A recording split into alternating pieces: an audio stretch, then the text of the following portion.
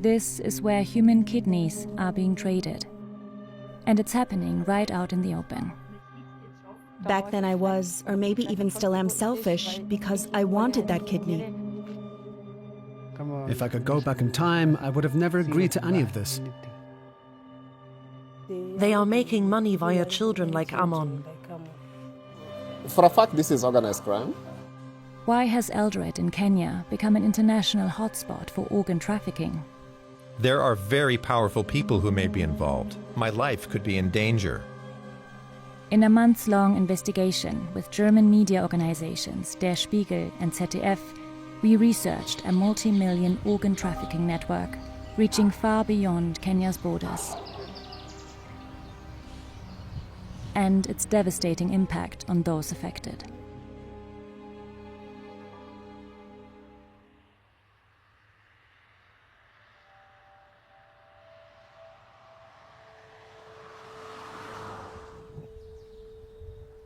This is Amon Kipruto Meli, 22 years old, from a village in western Kenya.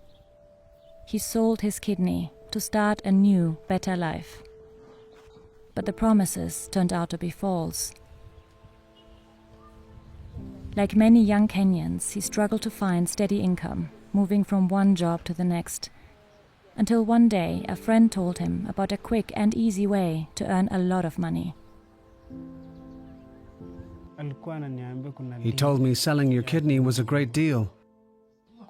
I used to refuse over and over again. But then one day I finally agreed to it. Then he put me in contact with them.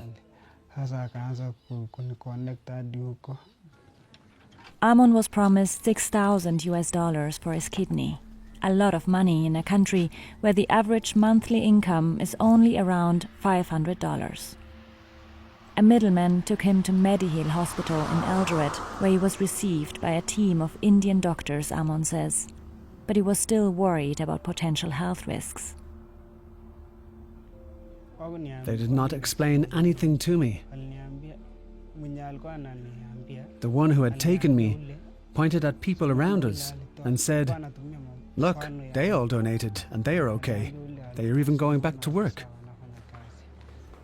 They took blood and tissue tests from Amon. Then he met the person who was supposed to receive his kidney, an elderly Somali woman, Amon says. Then 2 doctors asked him to sign documents in English that he didn't understand.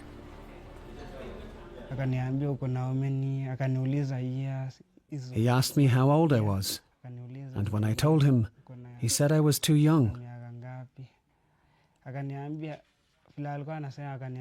Then he said I would still be okay, and there was no problem. Amon had just turned 22. He had the surgery, and after only a few days of recovery, he says, they paid him less than agreed, $4,000 instead of $6,000, and sent him home. He used the money to buy a phone and a car that soon broke down.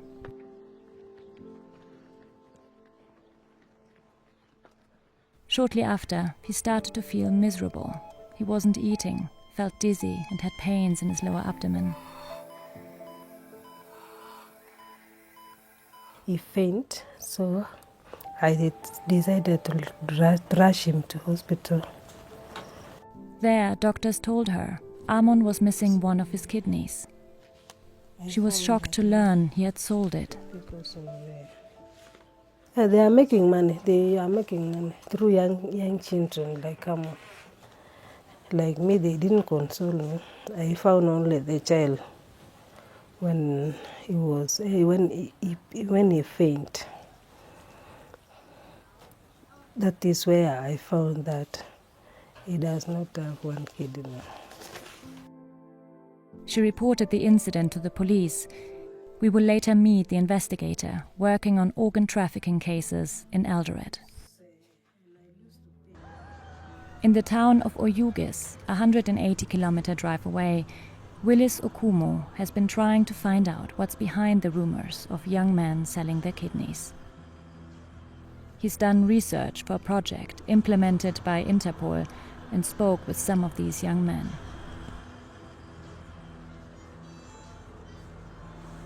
These guys are preying on vulnerabilities of young people from a poor country. And most of these young people, again, are also one of the most vulnerable within this society.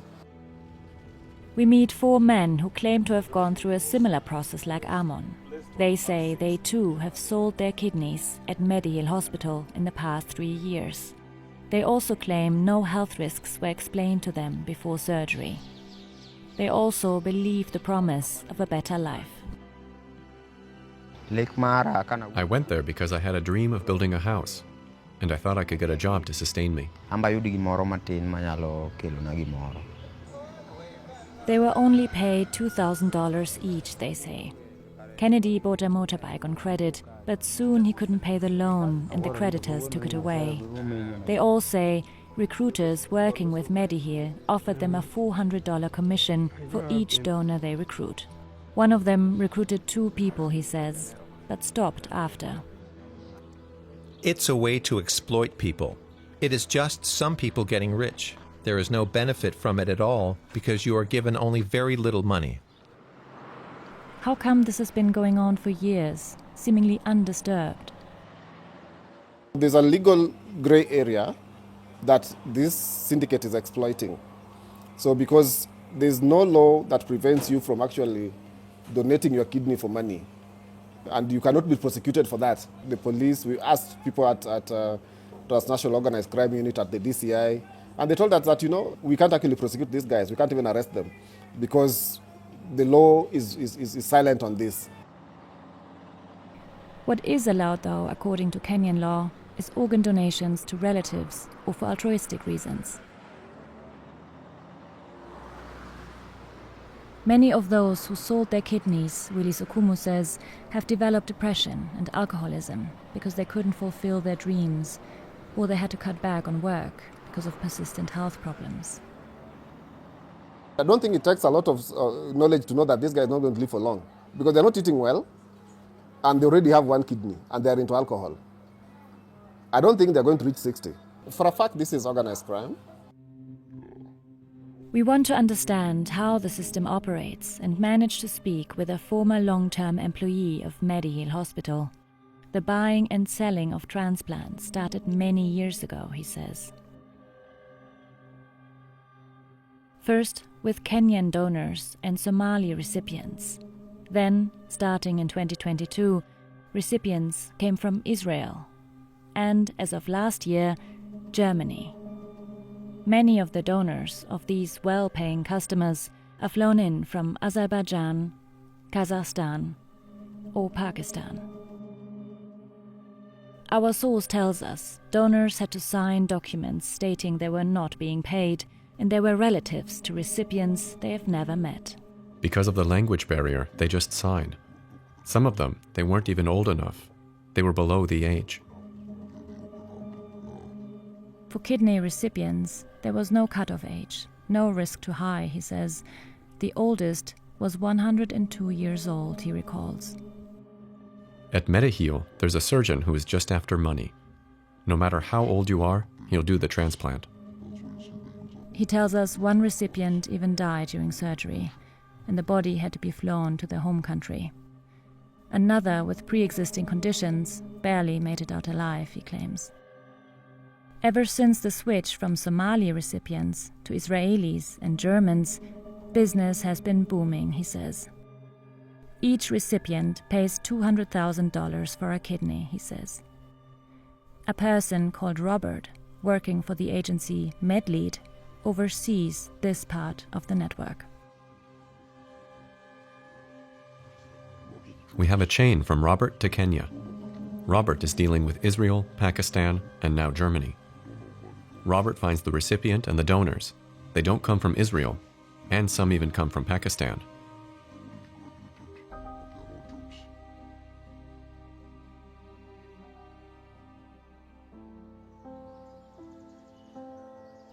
We want to learn more about Robert's company, MedLead. On its website it reads, "Restart your life," and more than 1,000 successful kidney transplants. It promises a transplantation in only 30 days, and it also says everything is done according to organ donation law, and promises the donors are altruistic and found via organ donation organizations. We also find Medlead Germany's Facebook page, where they post testimonial videos of their clients. We click on the most recent video.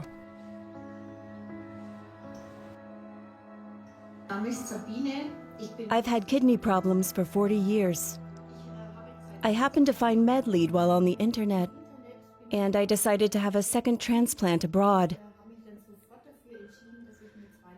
It all went wonderfully, and I can't recommend it enough. Reporters with Der Spiegel and ZDF, who we collaborated with for this investigation, traveled to her home in Gunzenhausen, Germany, to meet her. She shows them local newspaper articles that had published her moving story. Ever since she was 16, she's been suffering from a kidney disease and later needed dialysis until she received her first new kidney at age 25. For 30 years, she lived a normal life. But then, 4 years ago, her body started rejecting the kidney. Desperately, the now 58-year-old started looking for a second one. Her husband didn't match, and her son was considered too young at 22. The waiting list in Germany is long. It can take 8 to 10 years to receive a kidney. Why does it take so long? There's a high demand for organs in Germany, with relatively few donors each year. If you don't have a relative or close friend who's willing to donate, then you have to wait for someone to die who has agreed beforehand to donate their organs, with an organ donation ID card, for example. Those who have not voiced or documented their agreement are not considered for organ donation. This is also the case in India and Pakistan, for example, as well as other countries shown here in red. But for the countries in blue, the opposite is the case. Unless people have not explicitly voiced or documented their unwillingness to donate, they will be considered for donation after death.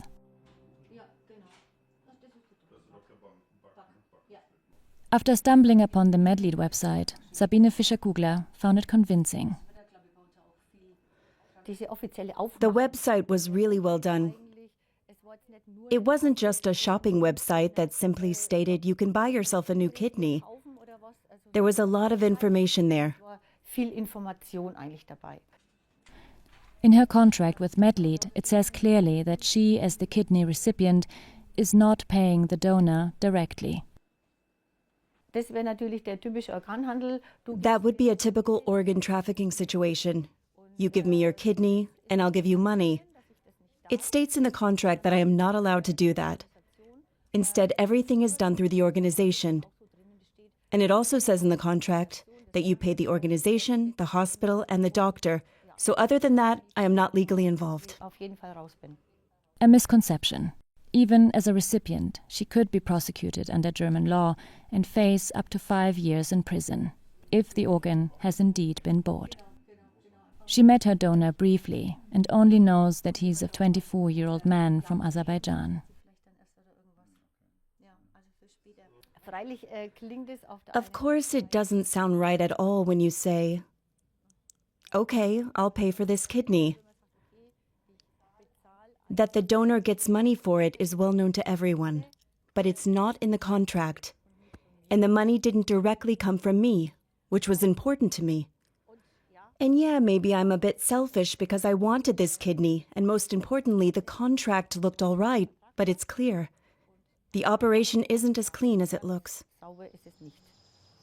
We take a closer look at Medlead's head, Robert Spolansky, the same Robert that the former hospital employee mentioned earlier. We find a website of a gym in Israel that he ostensibly owns. And we find his name in a 2016 indictment by the Tel Aviv Magistrate Court.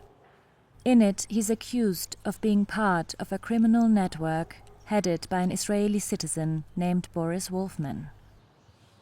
According to the indictment, the network is responsible for performing a large number of illegal kidney transplants in Sri Lanka and Turkey, the Philippines and Thailand. Allegedly, Wolfman had already been involved in illegal transplantation activities elsewhere. He did not respond to interview requests. Robert Spolansky left Israel in 2013. It's unclear where he's now. He denies any connection with Wolfman. In an email to Der Spiegel, ZDF and DW, Medlead states it has no involvement in locating donors and that all donors are 100% altruistic, and that Medlead has been operating transparently and in full compliance with the law since its foundation.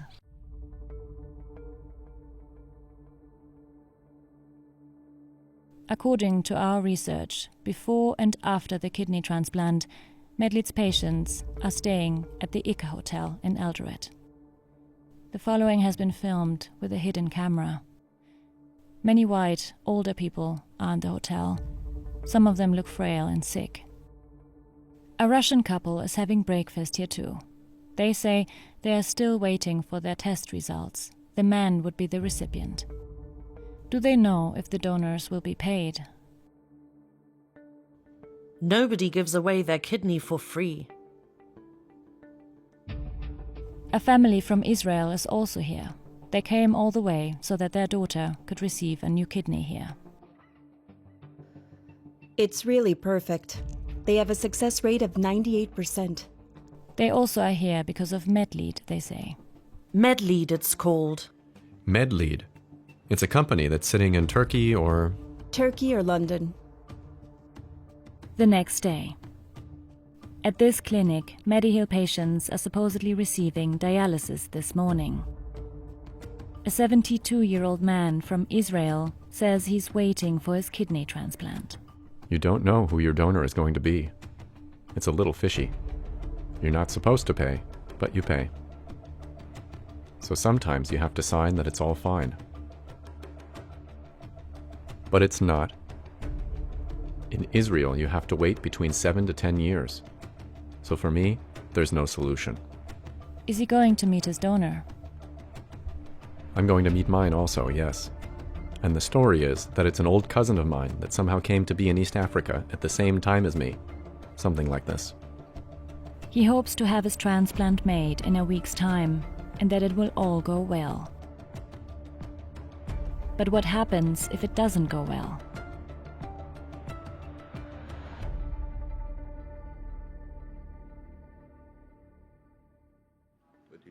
Dr. Jonathan Waller has treated several patients who came back from having a kidney transplant at Mediheal Hospital.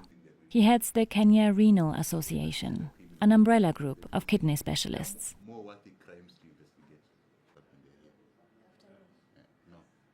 We also have reports of Israelis, patients who come back with severe infections, who come back with pus collections around the kidney, who have gone back with kidneys that have basically died.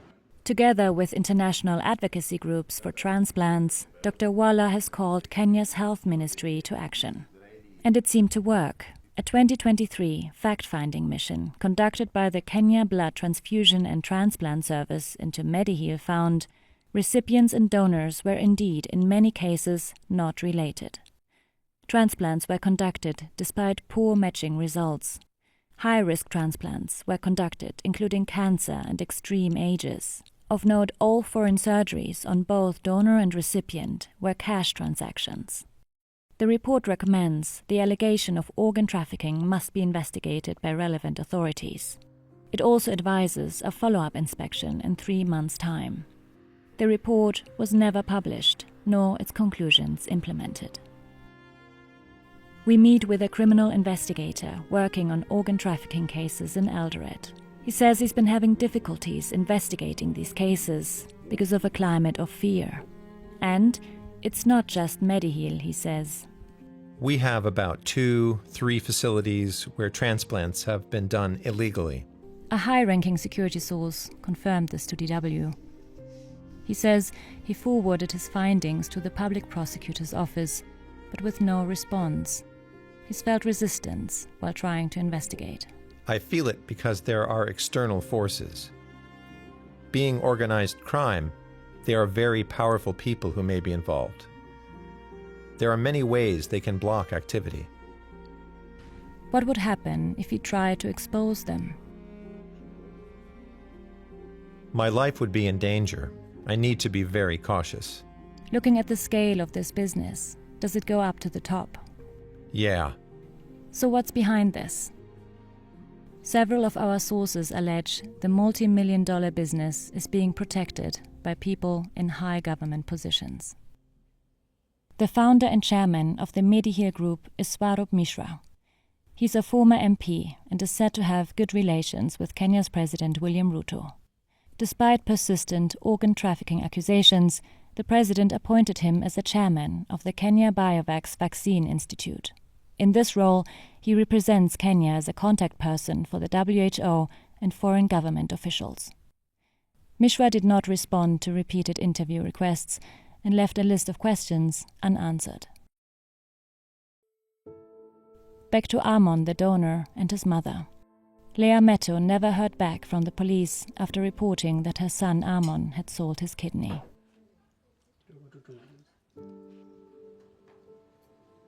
This business is not good because as you help one person, the other one is suffering. If someone's kidney isn't functioning, why go and then remove one from another person? You're leaving them to die. This is exploitation. When I found out that my son was sick, if I had not taken him to the hospital, he would have died. Even though he's only 22, Amon is not able to lift heavy objects or do any physical labor.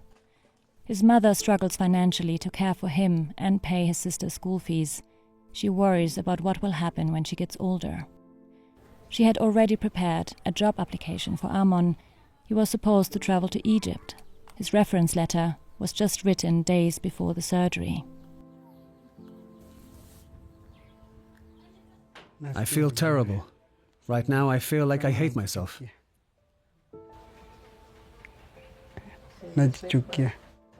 He feels like they took advantage of him. If I could go back in time, I would have not accepted anything. I would have not accepted to remove my kidney, even if they had tried to convince me.